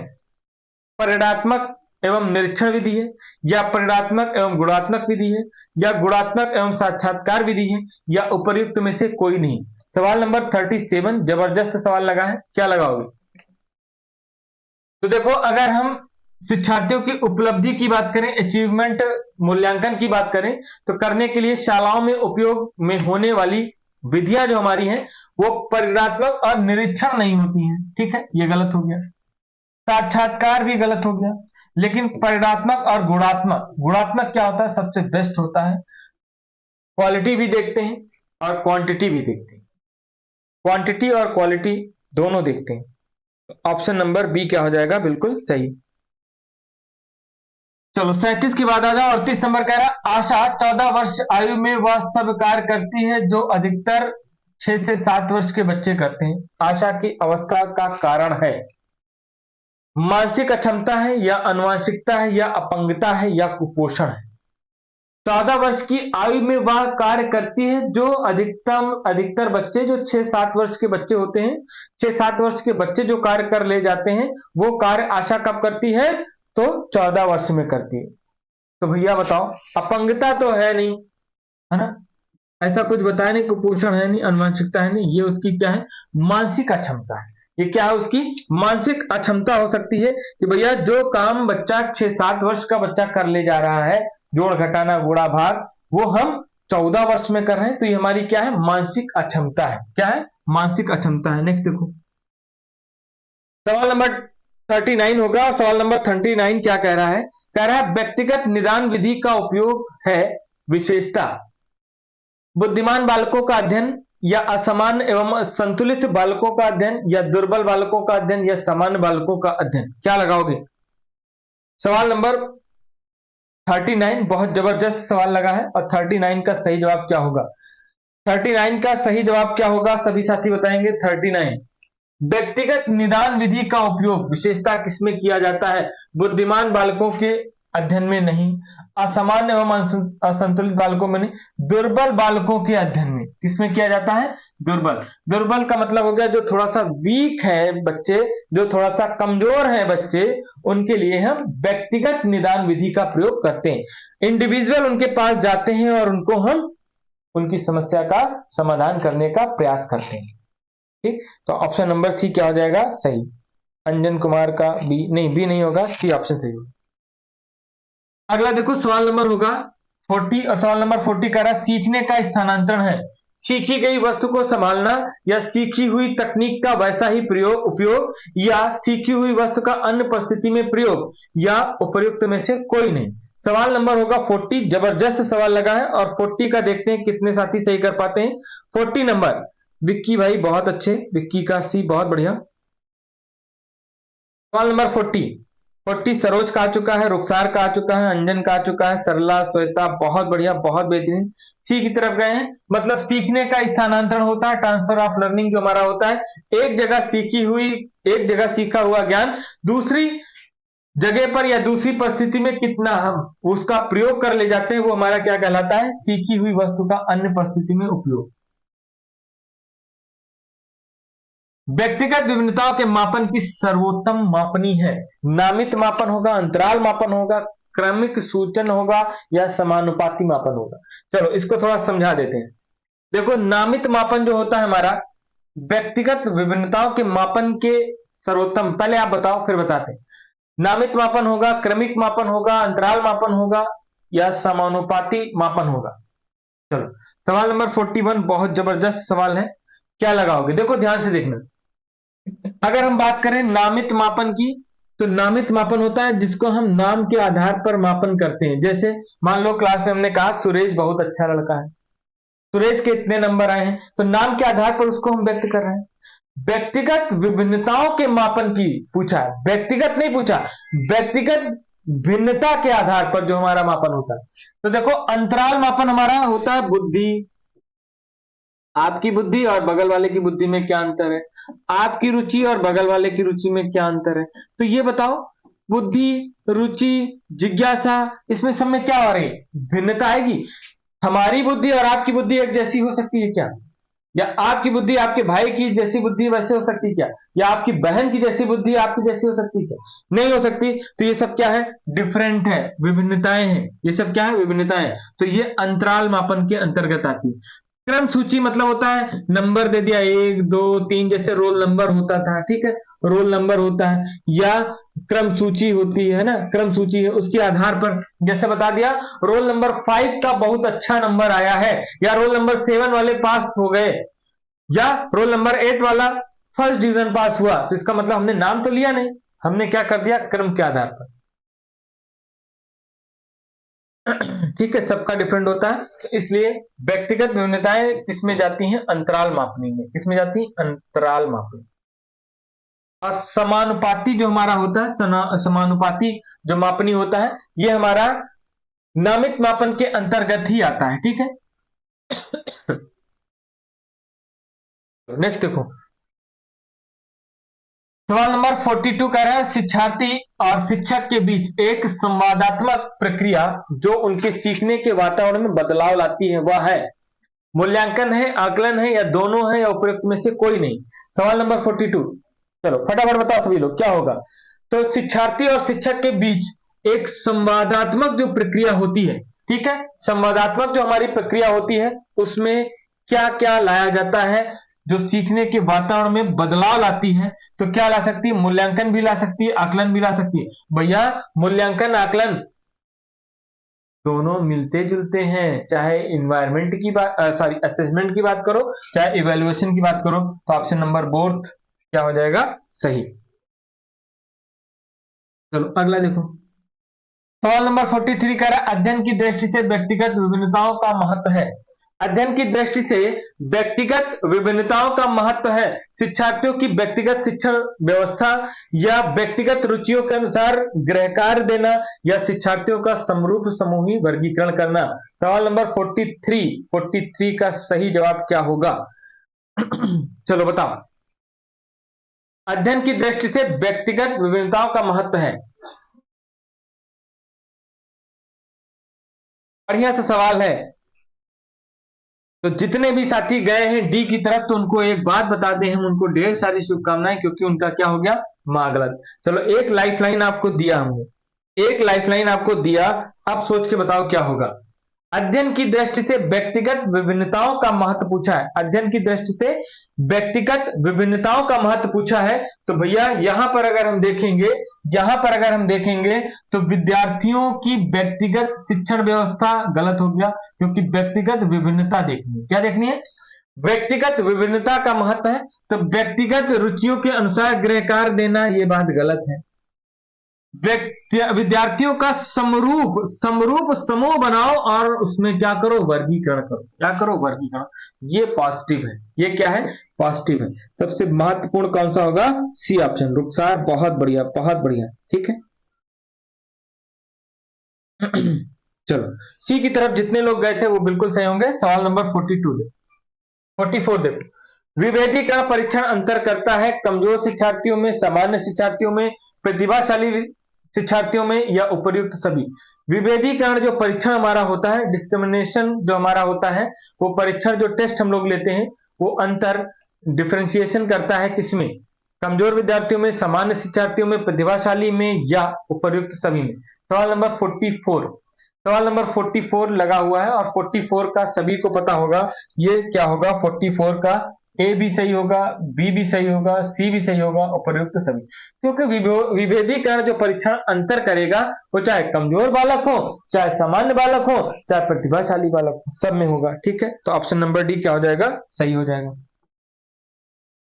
सवाल नंबर 45 कह रहा है एक बालक जो शारीरिक दोषों से ग्रस्त है उसमें उत्पन्न होती है संवेगात्मक स्थिरता, अच्छी आदतें, मिथ्याभिमान या हीनता की भावना। सवाल नंबर 45 का जबरदस्त सवाल होना चाहिए। अगर शारीरिक दोष से ग्रसित है, मान लो कोई ऐसी बीमारी है जो शारीरिक दोष से, मान लो पैर से विकलांग है या कुछ जो है शरीर से ऐसी ग्रसित बीमारी है उसके पास, तो वो काम नहीं कर पा रहा है। संवेगात्मक, तो ये तो इमोशनल स्थिरता नहीं आएगी, दिमाग तो सही है उसका, अच्छी आदतें नहीं, मिथ्याभिमान, हीनता की भावना आएगी, है ना, उसको फीलिंग होगी हीनता की, ठीक है। तो ऑप्शन नंबर डी सही कर लो। 45 का ऑप्शन नंबर डी सही हो जाएगा। सरोज का आया था, बहुत अच्छे सरोज। बालक में क्रियाओं को नियमित करने तथा रुचि उत्पन्न करने के लिए कौन सा कारक उत्तरदायी है, प्रेरणा, समझ, ज्ञान या स्वाध्याय। सवाल नंबर 46 फटाफट बताओ, प्रेरणा होगा, समझ होगा, ज्ञान होगा या स्वाध्याय होगा। सवाल नंबर 46, बालक में क्रियाओं को नियमित करने तथा रुचि उत्पन्न करने के लिए कौन सा कारक उत्तरदायी है, कौन सा कारक उत्तरदायी है। तो सबसे ज्यादा देखो, अगर हम देखें तो रुचि उत्पन्न करने के लिए कौन सा कारक उत्तरदायी है, प्रेरणा, मोटिवेशन। जब आपको मोटिवेट करते हैं तो आपके अंदर क्या आती है, रुचि उत्पन्न होती है कि नहीं। एमडी फिरोज का आया था ए ऑप्शन, विक्की चौहान भैया डी नहीं होगा, ए होगा, अंजन कुमार ए होगा, बहुत बढ़िया, बहुत अच्छे, ठीक है। तो ऑप्शन नंबर ए की तरफ जितने भी साथी गए थे वो क्या होंगे, बिल्कुल सही। सवाल नंबर 47 होगा। तेरा मूल्यांकन का उद्देश्य है बच्चे की उत्तीर्ण घोषित करने का। अच्छा, ये वाला हो चुका है ना, ये वाला हो चुका है और ये दो ऑप्शन हमारे बिल्कुल सही हैं, जिसकी वजह से हम डी की तरफ चले गए थे, ठीक है। देखो यहां पर थोड़ा सा संशोधन कर लो, चाहे बच्चों को उत्तीर्ण अनुत्तीर्ण घोषित करना या नहीं, ये ऑप्शन निगेटिव है, ठीक है। नेक्स्ट देखो 48, अधिगम का शिक्षा में योगदान है व्यवहार परिवर्तन में या नवीन अनुभव प्राप्त करने में या समायोजन में या उपर्युक्त सभी। अधिगम का शिक्षा में योगदान जो होता है हमारा 48 नंबर, और 48 नंबर क्या होगा, 48 नंबर क्या होगा, बहुत बढ़िया, बहुत बढ़िया, सभी साथी 48 की तरफ जा रहे हैं और 48 नंबर हमारा क्या हो जाएगा, 48 नंबर हो जाएगा उपर्युक्त सभी। चलो बहुत अच्छे। नेक्स्ट देखो सवाल नंबर 49, सवाल नंबर 49 कह रहा मनोविज्ञान शिक्षा का आधारभूत विज्ञान है या किसने कहा था। चलो ऐसे स्टेटमेंट आप बताओ, देखें तुक्का आपका सही होता है कि नहीं। सवाल नंबर 49 और सवाल नंबर 49 का सही जवाब क्या होगा। सवाल नंबर 49, सवाल नंबर 49 और 49 का सही जवाब क्या होगा, कितने साथी बता रहे हैं। देखो मनोविज्ञान अगर शिक्षा का आधारभूत विज्ञान कहा है तो शिक्षा का आधारभूत विज्ञान किसने कहा है, स्किनर ने कहा है। किसने कहा है, स्किनर ने कहा है, बीएन झा ने नहीं कहा है भाई, किसने कहा है, स्किनर ने। डेविस वुडवर्थ नहीं होंगे, कौन होंगे, स्किनर होंगे। शिक्षा का आधारभूत विज्ञान किसने कहा, स्किनर ने। सवाल नंबर 50 है, आधुनिक मनोविज्ञान का अर्थ है मन का अध्ययन आत्मा का अध्ययन, शरीर का अध्ययन या व्यवहार का अध्ययन? तो यहां पर एक प्रश्न हम आपको समझाते चलें, थोड़ा सा टाइम देना और उसके बाद बताना इसको। जैसे सबसे पहला जो हम लोग अध्ययन पढ़ते हैं, सबसे पहला अध्ययन पढ़ते हैं 16वीं शताब्दी होती है, शताब्दी होती है। और हम लोग पढ़ते हैं किसका? तो 16वीं शताब्दी में पढ़ते हैं किसका? तो बोलो, पढ़ते हैं आत्मा का अध्ययन। किसका पढ़ते हैं? आत्मा का अध्ययन पढ़ते हैं। और आत्मा का जो अध्ययन होता है तो वो कौन करता है? इसको नोट डाउन कर लेना। आत्मा का अध्ययन करता है अरस्तु, अरस्तु, प्लेटो और डेकार्टो का नाम आता है। अरस्तु, प्लेटो और किसका? डेकार्टो का नाम आता है। 16 के बाद आता है 17 और 18वीं शताब्दी आती है। 17 और 18वीं शताब्दी होती है। और 17-18वीं किसके लिए होती है? तो मन और मस्तिष्क का अध्ययन होता है। किसका होता है? मन और मस्तिष्क का अध्ययन होता है। और मन और मस्तिष्क का अध्ययन कौन करता है? तो पेम्पोनॉजी करते हैं। कौन करते हैं? पेम्पोनॉजी करते हैं। ठीक है। और पेम्पोनॉजी के सहयोगी कौन कौन थे? तो जॉन लॉक थे, जॉन लॉक थे, रीचेरी थे, रीचेरी थे, और कौन थे? तो थॉमस रीड थे। कौन थे? थॉमस रीड थे। इन तीनों का नाम आता है सहयोगी के रूप में। 17-18 के बाद आता है 19वीं शताब्दी। और 19वीं शताब्दी किसके लिए मानी जाती है? तो चेतना का अध्ययन होता है। किसका अध्ययन होता है? कॉन्शियसनेस का होता है। और चेतना का अध्ययन कौन करता है? तो विलियम वुंड का नाम आता है। किसका नाम आता है? विलियम वुंड का नाम आता है। विलियम जेम्स का भी नाम आता है। किसका नाम आता है? जेम्स का नाम आता है। विलियम सिली का भी नाम आता है। ठीक है। और विलियम टिचनर का भी नाम आता है। किसका नाम आता है? टिचनर का भी नाम आता है। तो ये किसके लिए जानते हैं? चेतना के। जैसे ही 20वीं शताब्दी आती है, 20वीं शताब्दी आती है, और 20वीं शताब्दी में किसका अध्ययन होता है? तो व्यवहार का अध्ययन होता है। किसका अध्ययन होता है? व्यवहार का अध्ययन होता है। और व्यवहार का अध्ययन कौन करता है? तो वॉटसन करते हैं। कौन करता है? वॉटसन करते हैं। कौन करता है? वॉटसन करते हैं। ठीक है। इसका स्क्रीनशॉट ले लो सभी लोग। 16वीं शताब्दी 17, 18, 19, 20 सारी हम लोगों ने पढ़ ली। और सब स्क्रीनशॉट ले लो इसका। आत्मा का अध्ययन कौन करता है? अरस्तु, प्लेटो, डेकार्टो करते हैं। मन मस्तिष्क का कौन करता है? पेम्पोनॉजी करते हैं। और पेम्पोनॉजी के सहयोगी कौन कौन है? जॉन लॉक, रीचेरी और थॉमस रीड है। 19वीं शताब्दी चेतना का अध्ययन होता है। और चेतना का अध्ययन कौन करता है? William Wundt, William James, William सिली और विलियम टिचनर करते हैं। 20वीं शताब्दी होती है। और 20वीं शताब्दी का जो अध्ययन होता है, तो 20वीं शताब्दी का अध्ययन किसके लिए होता है? तो व्यवहार के अध्ययन के लिए होते हैं। और व्यवहार का अध्ययन कौन करता है? तो वॉटसन करते हैं। अच्छा, वॉटसन के सहयोगी भी लिख लो। स्किनर हो जाते हैं, स्किनर हो जाते हैं। ठीक है। पावलाव हो जाते हैं, पावलाव हो जाते हैं। मैकडूगल हो जाते हैं, मैकडूगल हो जाते हैं। मैकडूगल जिन्होंने 14 मूल प्रवृत्तियां बताई हैं। ठीक है। पावलाव, स्किनर, थॉर्नडाइक, ये सारे किसमें चले जाते हैं? वॉटसन के सहयोगी के रूप में। किसमें चले जाते हैं? वॉटसन के सहयोगी के रूप में। ठीक है। तो ये सारी चीजें आप लोग एक बार इसको रिकॉल कर लेना, अच्छे से नोट डाउन कर लेना अच्छे से। सवाल क्या पूछा था? आ जाओ सवाल की तरफ। अब बता सकते हो आधुनिक मनोविज्ञान का अर्थ मन का अध्ययन है, या आत्मा का अध्ययन है, या शरीर का अध्ययन है, या व्यवहार का अध्ययन है? सवाल नंबर 50। सवाल नंबर 50 का सही जवाब कितने लोग दे पाएंगे? फटाफट बताओ भाई। बहुत अच्छे। अब क्लियर हो गया ना? सवाल नंबर 50 का कौन सा है? व्यवहार का अध्ययन। ऑप्शन नंबर डी क्या हो जाएगा? बिल्कुल सही। सवाल नंबर होगा 51। हिंदी अक्षरों को बालक किस आयु में पहचानने लगते हैं? हिंदी अक्षरों को बालक किस आयु में पहचानने लगते हैं? सभी लोग बताएंगे। सवाल नंबर होगा 51। और सवाल नंबर 51 का सही जवाब क्या होगा? तो 3 वर्ष में, 4 वर्ष में, 5 वर्ष में, या 6 वर्ष में? किस वर्ष में पहचानने लगते हैं आपको बताना है। ठीक है। किस वर्ष में पहचानने लगते हैं? तो आपको पता होना चाहिए ये किस वर्ष में? 5 वर्ष में हिंदी अक्षरों को।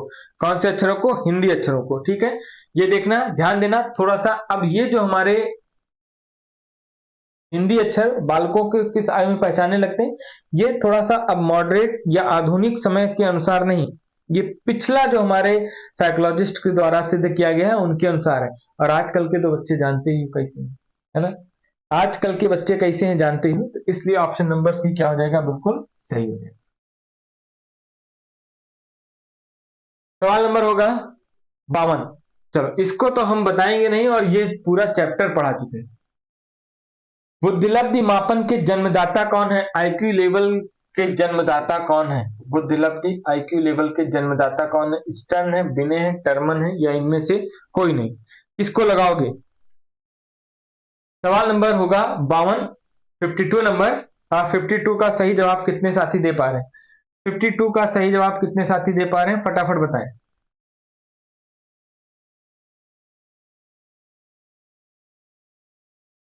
भैया टर्मन है। काहे कंफ्यूज होते हो भाई? आईक्यू के जन्मदाता कौन है? टर्मन है। फिर से सुन लो, आईक्यू के जन्मदाता कौन है? टर्मन है। ये पूरा समीकरण आईक्यू वाला किसने बनाया है? टर्मन ने। स्टर्न ने क्या दिया है? मानसिक और वास्तविक आयु के बारे में बताया है। समीकरण जो बनाया है आईक्यू का, वो किसने? टर्मन ने बनाया है। किसने बनाया? टर्मन ने। ठीक है, तो ऑप्शन नंबर सी क्या हो जाएगा? सही। नेक्स्ट देखो, सवाल नंबर है 53। डिसलेक्सिया अभी पढ़कर आए हो। डिसलेक्सिया पढ़ने की अक्षमता, लिखने की या सीखने की या सुनने? डिसलेक्सिया किससे संबंधित है भाई? डिसलेक्सिया सवाल नंबर 53 या सवाल नंबर 53। रीडिंग डिसेबिलिटी जो होती है हमारी, पढ़ने की अक्षमता, क्या कहलाती है? पठन डिसलेक्सिया। सवाल नंबर 54। चलो बस दो चार सवाल और बचे हैं, फटाफट बताओ। प्रमाणीकृत परीक्षण क्यों कराए जाते हैं? बढ़िया सा सवाल है। प्रमाणी इंटर स्टैंडर्डाइज जो हमारे टेस्ट होते हैं, वो क्यों कराए जाते हैं? मंद बुद्धि बालकों की पहचान के लिए कराए जाते हैं, या प्रतिभाशाली बालकों की पहचान के लिए कराए जाते हैं, या पिछड़े बालकों की पहचान के लिए कराए जाते हैं, या बहरे बालकों की पहचान के लिए कराए जाते हैं? क्या लगाओगे? प्रमाणीकृत परीक्षण जो हमारा होता है, प्रमाणीकृत जो परीक्षण हमारा होता है, सवाल नंबर 54। जबरदस्त सवाल लगा है। प्रमाणीकृत परीक्षण, और आपको हम बता दें प्रमाणीकृत जो स्टैंडर्डाइज जो हमारा टेस्ट होता है, ये किसके लिए होगा? तो देखो, बहरे बालकों के लिए नहीं होगा भैया, पिछड़े बालकों के लिए नहीं होगा। ये कैसे बालकों के लिए होता है? प्रतिभाशाली बालकों की पहचान के लिए होता है। प्रतिभाशाली बालकों की पहचान के लिए कौन सा होगा? तो प्रमाणीकृत परीक्षण होगा। ठीक है। अच्छा, प्रमाणीकृत परीक्षण में थोड़ा सा दिमाग लगाना, इसमें क्या क्या होता है? समय फिक्स होगा। समय क्या होगा? फिक्स होगा। दिन फिक्स होगा। ठीक है। और कहीं ना कहीं जो निर्धारण होगा उसका, वो भी क्या होगा? फिक्स होगा। ठीक।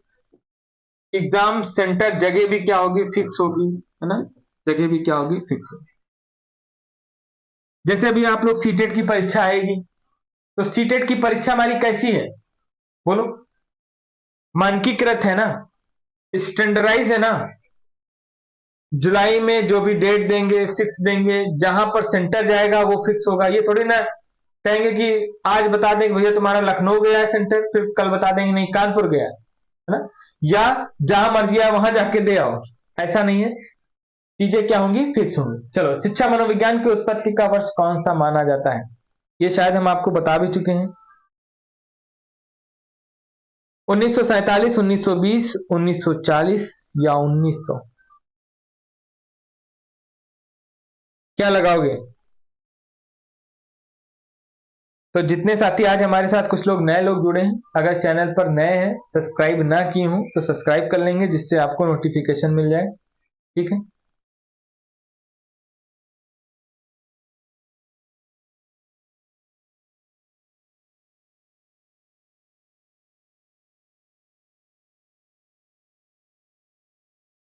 पता होना चाहिए आपको।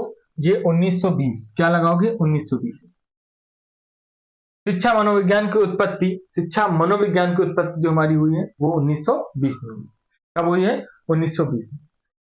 तो 55 नंबर तक हम लोगों ने कवर कर लिया है। नेक्स्ट देखो, प्याजे की औपचारिक संक्रियात्मक अवस्था बालक की किस अवस्था तक को मानी जाती है? चलो बताओ। हाँ भैया, डेली क्लास चलती है 9 से 10, मॉर्निंग में 9 से 10 चलती है, संडे को थोड़ा सा लंबी क्लास हो जाती है, बाकी मॉर्निंग में 9 से 10 डेली क्लास चलती है। प्याजे की औपचारिक संक्रियात्मक अवस्था बालक की किस आयु को मानी जाती है? औपचारिक, औपचारिक कौन सी होगी? 0 से 2, 2 से 7, 7 से 11 या 11 से 15। तो आपको पता होगा ये 2 से जो है ये संवेदी गामक अवस्था है, संवेदी गामक अवस्था है, सेंसरी मोटर स्टेज पहली अवस्था होगी। ये पूर्व संक्रियात्मक अवस्था है, पूर्व संक्रियात्मक अवस्था है, संक्रियात्मक अवस्था है, ठीक है। ये हमारी कौन सी है, मूर्त है, इसी को मूर्त भी बोल सकते हैं, इसी को ठोस भी बोल सकते हैं, इसी को स्थूल भी बोल सकते हैं। ऐसी संक्रियात्मक अवस्थाएं कौन सी है, सी है। और औपचारिक या अमूर्त, औपचारिक या अमूर्त जो हमारी होती है, औपचारिक या अमूर्त बोला जाए, औपचारिक या अमूर्त बोला जाए, तो औपचारिक अमूर्त कौन सी होगी, 11 से 15 होगी। कौन सी होगी, 11 से 15। अरे सी कहां लगा दिए भाई, औपचारिक संक्रियात्मक अवस्था पूछा था। ऐसे इतने आसान सवाल कैसे गलत कर देते हो, थोड़ा सा तो दिमाग लगाओ। औपचारिक या अमूर्त, औपचारिक या अमूर्त इसको बोला जाता है, चौथी अवस्था है औपचारिक संक्रियात्मक अवस्था, formal operational stage. Formal operational stage हमारी कौन सी है, चौथी है, कंफ्यूज ना हो भाई, ठीक है। सवाल नंबर 47, जड़ बुद्धि वाले बालक की बुद्धिलब्धि आयु कितनी होती है। तो देखो ये दो ऑप्शन तो बिल्कुल वहां गलत कर दो, ठीक। अब बचा इसमें से 70 से 71 से कम या 71 से 80, क्या लगाओगे, 57 नंबर। कुछ करना ही नहीं है, 70, 71, इससे जितने भी कम आएंगे सब मंद बुद्धि, जड़ बुद्धि, है ना।